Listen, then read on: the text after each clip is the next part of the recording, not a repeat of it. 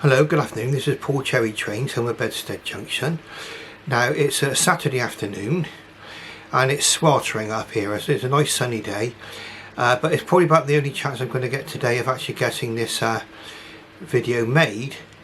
Now what it's going to be a quick unboxing for you to see, and then we'll go into a more in-depth video at another time. Okay, so of course that means there's another locomotive for you to see. And without any further ado, I'll get the camera turned round and we'll have a quick look and see what we're going to be looking at. Okay, be right there in a second. Well, now please forgive me if I get the camera angle slightly wrong here today. I think what we'll do is we'll move this station platform over just a little bit. Poor people on the platform were terrified then. Now then, okay, so what we've got, this nice little big box here, you can see that, is from Hampshire Models. Okay, just trying to get the focus quite on there. Okay, so that's from Hampshire Models. I ordered this, I think the day before yesterday, so it's come pretty quickly. And we'll have a... Now I think one day I want to do the full unboxing like this, just to give you some idea what the actual unboxing experience was going to be like. And also we can see what kind of care this particular seller has taken with the locomotive in packing. Okay, so we've got a nice sturdy box there.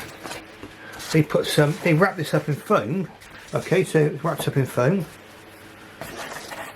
Even more foam, and this is just the actual box they sent this in. And then inside here, the bubble wrap. I'm going to put that over here and just so you can get this loose.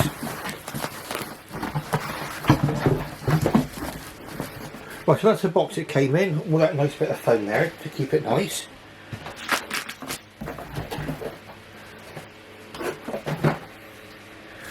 And even come, again, even further in bubble wrap. So I think it would be impossible for the seller to have taken any more care over the packaging of this locomotive. Fantastic. Okay, a ginormous box is to come in, and we'll get that focus on it for you. It's from Accurascale. And for those of you who know about your Great Western, you know that's going to be a Manor Class. It says there GWR Manor Class. Okay, so we're going to turn this camera around just slightly. I can see I'm looking at it as well. Sorry, it's a bit of a jolt there, sorry. Okay, so GWR BR78XX Manor Class 176 00 scale model. Okay, and then we've got the nice drawing on the front, and we've got GWR Manor locomotive 7801 Anthony Manor ACC 2501 7801 in GWR plain green monogram era 3. Okay, so there's information on there, and that's a picture of the locomotive itself. Fantastic. Now this is very, very similar to the dapole model. Let me just get the camera back around a bit so we can see what I'm doing here with the unwrapping. So there we are. So now please excuse me if I get anything wrong here today. It's mainly a question of the fact they're really sweltering up here. I find it really hard to concentrate, but we shall. Alright, so let's have a look. So we've got the there, we've got that in focus. So just lift this up now. Nice substantial box that came in. That's the lid, and this gives you an idea. The reason I'm doing a full unboxing is because this gives you the an indication of the level of care taken by the manufacturer and how much pride they've taken in it. Operation and carrying for your model there, plenty of information there, and a picture of the Manor Class there, Accurascale.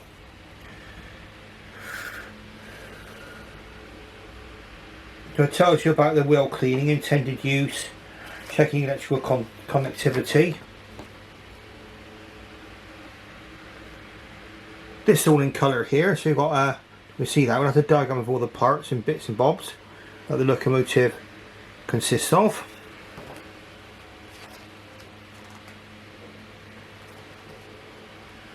And then even more diagrams here.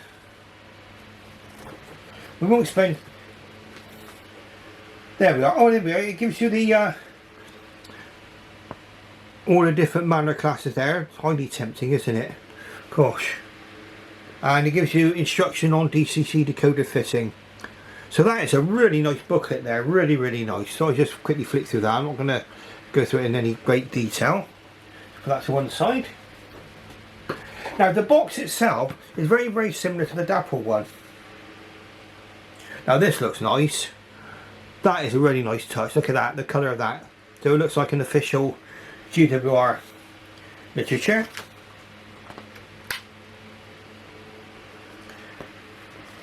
Give you things in there like the history. Bit of a glare there from my video light there, but we'll try and get that there, and history and everything. Pictures of the locomotive there. Yeah, so that gives you a lot of history of the locomotive there. Think about detailed differences it tells you about. Picture of the cab there. So really, really, all in all, very, very, very nice packaging, booklets and information. There's a further foam insert to come away there. So they really couldn't have taken any more care by the manufacturer here. Looks like we got some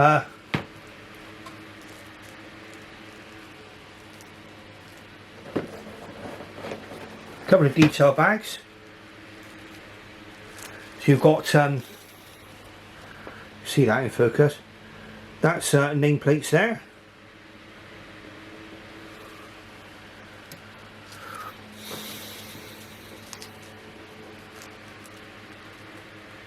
And the numbers.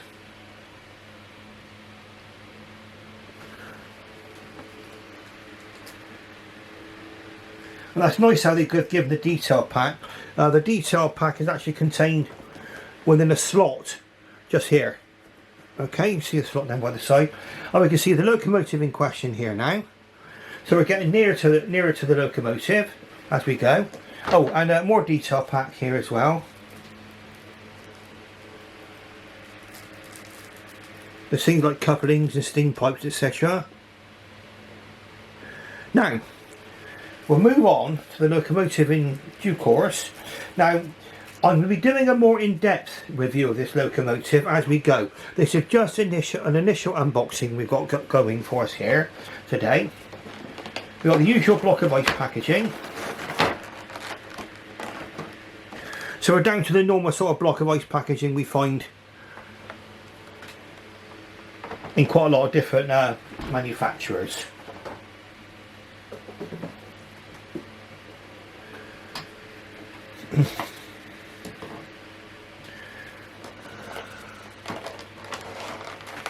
Okay, so again, that slides off.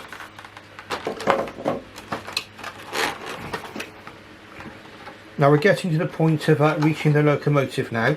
Now, first things first, I've not noticed anything rattling around in the box, which is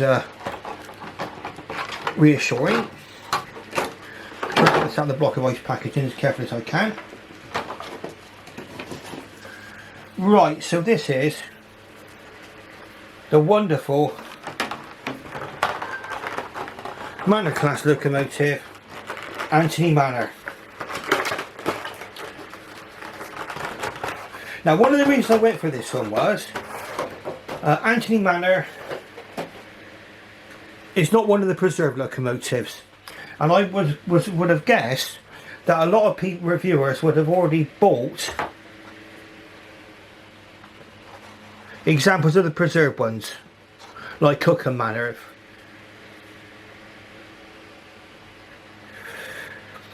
Now, what I'd like to do first of all, I'm going to have a quick check now and just make sure that the we'll put it up on the Lazy Susan, and I'll show you what kind of things I look out for, and some of the things I've found in the past with locomotives, much to my cost. I'm going to get the Lazy Susan up now. Just going to stop the camera just for a moment. Right, so we're going to have a quick overview of this model now, and then we'll go more in depth at a later date when I get a chance, possibly tomorrow. Now, what we've got then, the lovely Anthony Manor here on the Lazy Susan. Now, does this model look like a quality model? Yes, it does. It weighs a ton, because I do believe that most of the construction is die cast. Okay. Now, why they cannot put die cast into a lot of these other models, I just do not know. I mean, I think I paid about 190 including postage on these. I think so. They were cheaper at some point, the Accurascale, but for that, for a die cast construction, absolute bargain. Okay, so we've got the. We'll zoom in slightly now. Anthony Manor, the name, the number 7801, and the blue route availability, which means that it's got a wide range of ability. The most restrictive one is double red, I believe, but this is blue. So this is allowed to go on the same tracks as what the old Duke dogs were allowed to go on. Okay, so then we've got the monogram there, which I believe would be about 1938 to nationalisation. Correct me if I'm wrong on that one. Got a nice representation of the reversing rod there. And the smoke box is in a matte finish. Now you've got the nice copper chimney represented there. The safety valve is not, I mean obviously the Dapple one is much more metallic than this, but it's still very, very nicely done. And you've got the whistles just in front of the cab there, nicely represented too.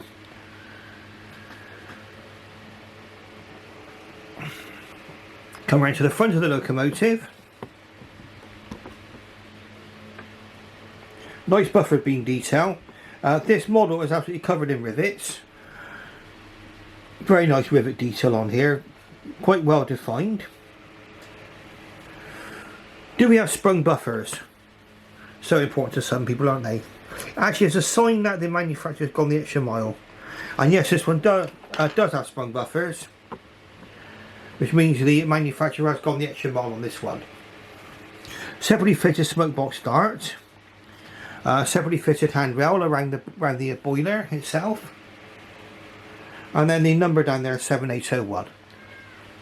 The vacuum pipe's already attached, and I should imagine the additional hole there is for the coupling hook to go on should you desire to fit it.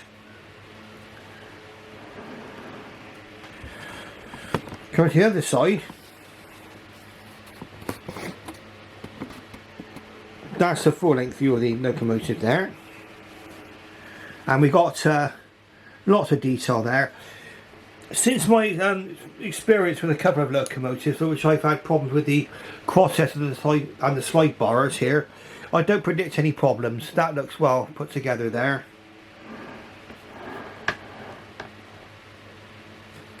And also there. Okay. If you pick these models up, never pick them up round by where the crossheads are. You're asking for trouble. Okay, just a little tip from Paul Cherry Trains there. Okay, so we'll move on to the cab detail if we can now. I think you're just about to see the cab detail there. It's a fully decorated cab. All the dials are picked out, and there's all needles there and everything else. The reversing rod's been picked out. Nice detail for the water lever and the water scoop lever, sorry, and the brake lever. And also the vacuum pipe's already attached here too at the back, look, on the back of the tender. And again, lovely rivet detail there. The steps on the back here, I don't know, they might be part of the moulding, I don't know. Sorry about me sticking my finger in the way. Oh, you've got the coupling on the back there. This is a NEM type coupling, narrow NEM coupling. And the coupling, should you wish to fit the coupling on the front, is actually in the detail pack. Now I don't know if I can get any closer to look at this cab detail. You can see there the level of the cab detail. The cab roof is stopping me from seeing it entirely. Oh, you've got full cab, fully glazed cab there, with a nice surround around the window as well, as it should be. Yeah, full cab glazing there. So that's our first look at the wonderful Anthony Manor. Now the next time you see this locomotive is it'll be out on the tracks. We'll be giving it a quick test. So just bear with me just a moment. Right, so we have the loveliest Accurascale model there on the level crossing. And the first test will be, we move forward and move backward. And my initial impression is very, very, very smooth. We will try this one over the points, and we'll try this on what it's like coming into the station, because obviously on a layout like mine, that's imperative. You need absolute control when the locomotive is putting into a station. So let's put her into forward gear, and we'll just check we got the points set correctly as well. I don't want this one running off the main line down the siding at high speed. Right, we appear to be okay. So let's watch her go round.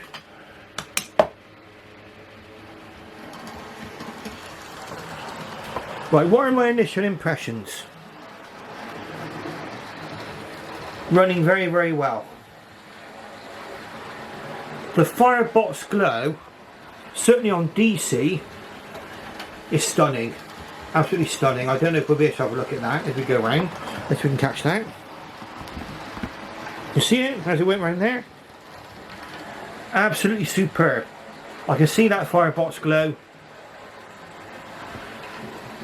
right over the other side of the layout. What a beautiful runner. No clunkiness on the points.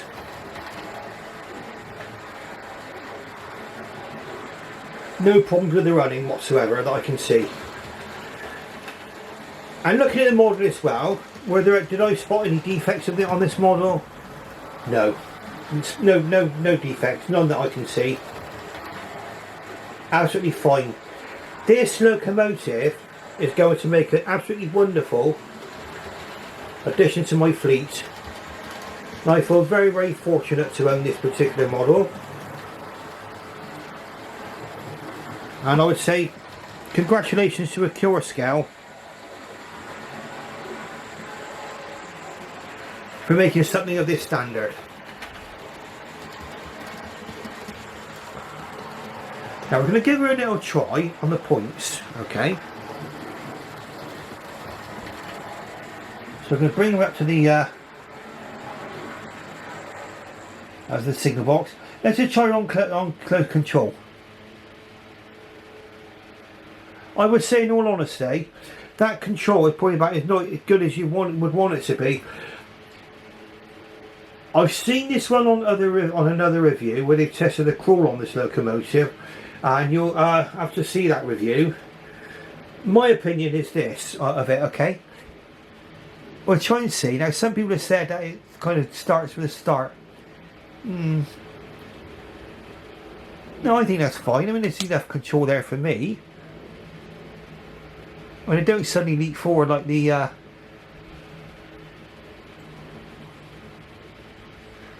like some of my models do. No, that's fine. For me it is. Remember, everybody like different reviews. See different reviewers and making with different reviews, and people have got different opinions and they want different things from a locomotive. Now what I want is for this locomotive to successfully come into this siding here, and to be controllable enough for me to be able to bring it in at a realistic speed. I'll stop it somewhere near the end,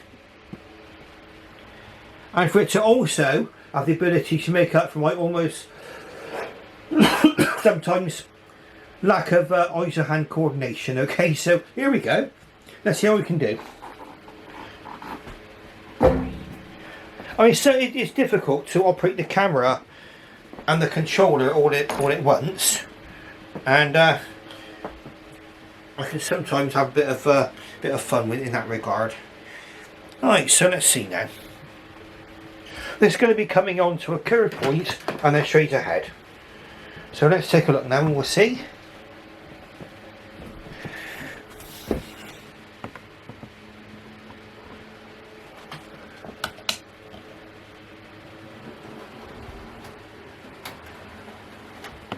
Over the points and into the station we go, and we're slowing her down. Let's stop her there. Okay, pump up the volume just a little bit more. What that?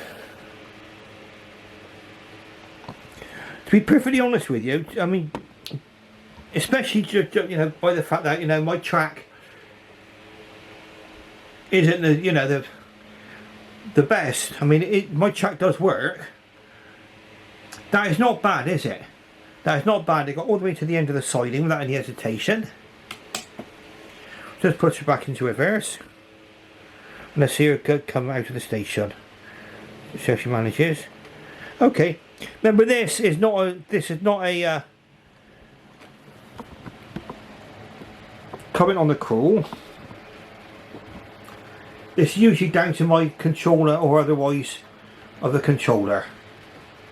So let's have a look and see how it can make it over that point. You need just a bit of extra power there to get over that point there. If I slow it down a bit too much. That's fine. Now, let's try it over the other, and let's try it back in again. Over the other siding. Because we're going to try the most difficult, one of the more difficult manoeuvres now, where you come in on a curve point and into a right hand point and into a curve. So basically it's going to be going one way then the other. So we'll just try right now.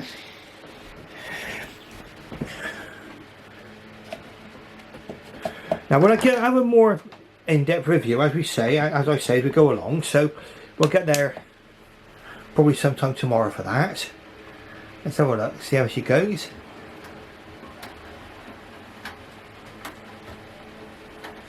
Well, that is perfect. Okay, that is quite a tough junction, that. Okay, we just watch her there, she's in the station. Bring her forward a bit more. Backwards. Okay, yeah, that's okay. Right, so we're going to wrap things up now. So this is my initial view of Anthony Manor by Accurascale.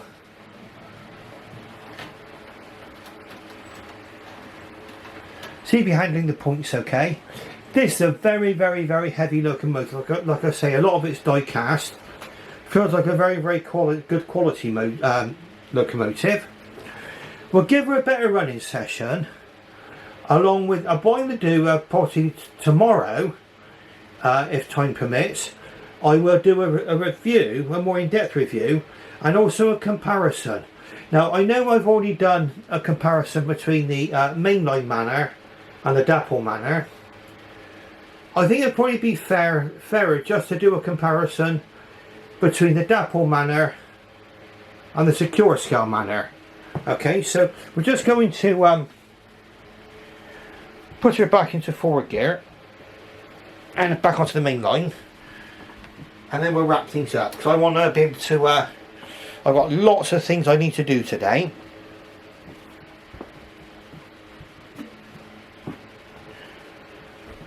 Right, so forward we go. Turn that controller up. That's not bad. There we go. Okay, so this is a lovely Anthony Manor. Now, why did I choose Anthony Manor? Well, for one, it's not one of the preserved locomotives. So, I would have thought that the more preserved ones might have been more popular. I mean, correct me if I'm wrong on that.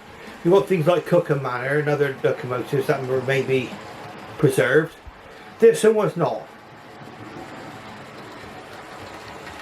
In fact, this was one of the locomotives that did not make its way into the Woodham scrapyard, Die Woodham scrapyard at Barry. And that was very often the saviour of locomotives. I think this went to a breakers in Newport, if I remember rightly, or Swansea, I can't remember, not now. I'll have to look at that at a later time, okay. So this one did not find its way into preservation. So this is my way of actually recreating this locomotive as near as possible. And it's also in the GWR unlined green. Very, very nice. So we'll have one last look now. Watch it go round one more and then we'll wrap things up. I'm going to zoom right in. So what I want you to see, if we can get a view of this.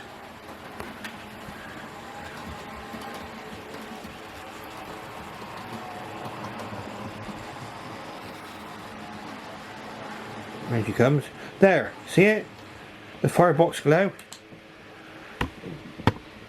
Go on, let's have a look.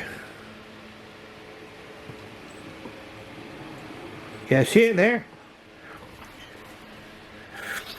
Trying to film it from here probably don't do it justice, but it's absolutely superb. Now, obviously this is me running this locomotive on DC. I have no idea what it runs like on DCC. Now, if you like what you see, please press the like button and subscribe. And don't forget to ring that bell. That makes you aware of future videos made by me. And I should bid you farewell now. Thank you very, very much for watching. And bye-bye for now.